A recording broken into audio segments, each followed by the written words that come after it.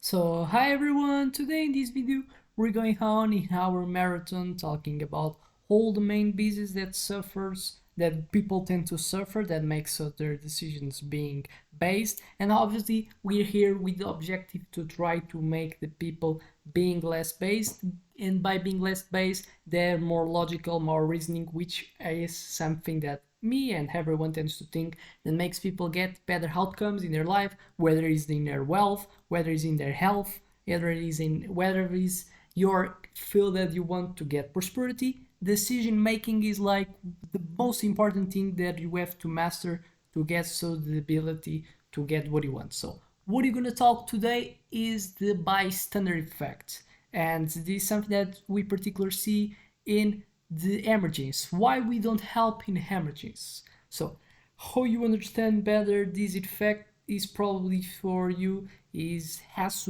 trying to answer this type of question. Have you ever been in a crowd space, in like with having present with a lot of people, and seen someone need of help, or someone requiring it and questioning people?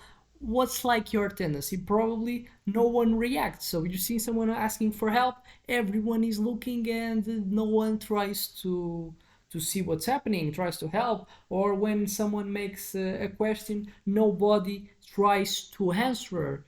And this reality is something that we tend to see a lot.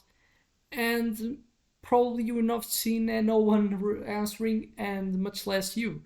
So this is the bystander effect at work. But why do we freeze in emergencies when we know we should help? So let's find out. So definition is a psychology phenomenon when people are less likely to offer people victim when other people are present, or in other words, the more people around, the less likely anyone is to step in and take action. So basically it's the best definition that I can do.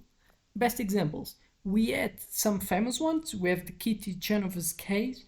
One of the most famous examples of the bystander effect occurred in 1964 when Kitty Genovese, a woman in Newark, was attacked and murdered while dozens of neighbors reportedly heard her cries for help but didn't intervene. This incident led researchers to study why people fail to help in situations where it's obvious someone is dangerous. So, expect and already go there. Other example, car accident on busy street. That's something that we as well tend to see a lot. Imagine you're driving down a busy street and you see a car crash. There are other cars around, but no one seems to be stopping. You might think someone else will take care of it. It's reality is one of the first thoughts that we do, or if it's not thinking, is even something that happens subconsciously. So in reality, where everyone is else thinking the same thing, leaning to no one helping. That's the bystander effect. Because what?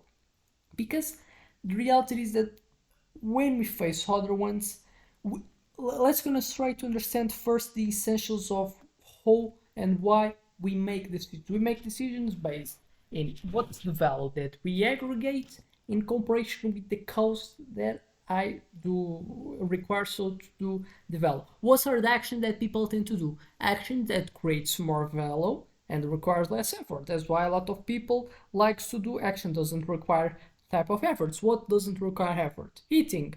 Eating doesn't require effort. Eating is just feeding my body with the nutrients that it needs, and the small effort that I have to do is just swallow. It's like it's not required you. That's why people like to eat. Video games. What is like the things you like, the experience, your senses. You kind of almost feel that you are present in a RPG game, or in football, or in basketball, and the cost is doesn't do much. You're just playing with like a console, so it's not something that requires you. For example, other thing then is the opposite. Do exercise. Costs a lot. You need like to, it's like a stress for your body. You kind of have to make effort, you're gonna spend energy, your body seems and doesn't like it, and the value that always people appreciate it because it's more something in long term ability to build a good type of cardiovascular ability. So with all this point, what happens? When we are with so much, we underestimate how valuable we are because we think the other ones are as much good as me and probably can be someone that's professional in the area. So it's already something that creates the perception of how much value is the action of taking actions while I have with other amount of people require so creates in my perception that I'm not so much valuable and I not take action. Other thing, when I'm with other people, I'm exposed to their perceptions, and even more when something that's critical and people like to pay attention. Like someone is kind of having something bad, is trying to ask help. People are all aware, and I'm being judged if I'm helping because all other ones will just be seeing it because people are curious to see what's gonna happen if people so is it gonna survive or not. So I'm being judged indirectly. I'm being judged, and we as humans we don't like to be present and to be to be in point of attention when the benefits of you it probably is not that much higher in terms of the risks of doing a bad decision can bring. And so this judgment what it creates increases the costs because probably we're going to be more stressed to do the good to do the thing well. Basically the ratio that I've showed to you that defines why we behave, the value that how a decision will make, and the costs that it needs so to get the reward in that type of specific events that someone is asking and we have a lot of people in the environment, this ratio so is diminished if probably I was just alone. That's like so my explanation for the existence of the bystander effect. And so when we're more susceptible with that say ambiguity of the situation, so basically if we aren't sure if someone actually needs help, we're less likely to act. That's something that we have to understand because as a reward, nutrition is something that's easy. You just have to go drink, you have to just go to eat, and that's, you know, like 100% that you're gonna get the benefits of eating. While helping other ones, you don't know is a prank, you don't know if someone that can even can be a trap, you don't know if someone is kind of have a disease. So we have ambiguity in this type of situations. Diffusion of responsibility in a group, we assume someone else will help. Other ones can have even higher ability to help even more than me, and so that's why something that we tend to see as well. And then obviously as well social influence if all around are not reacting as I said in other bees who act the same as others. Because what do you think if other ones are not acting so probably just because they have seen that makes them not act, which so as well increases my probability to not doing because I tend to repeat what other ones seems are doing. It's something that we tend to do. It's normal. It's the thing that our brain is made to do is to follow what other ones do.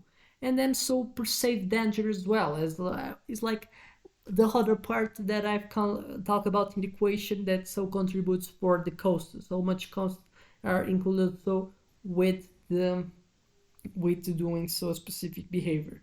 And then so people are less likely to intervene if they believe the situation is too dangerous for them. And these obviously depend examples.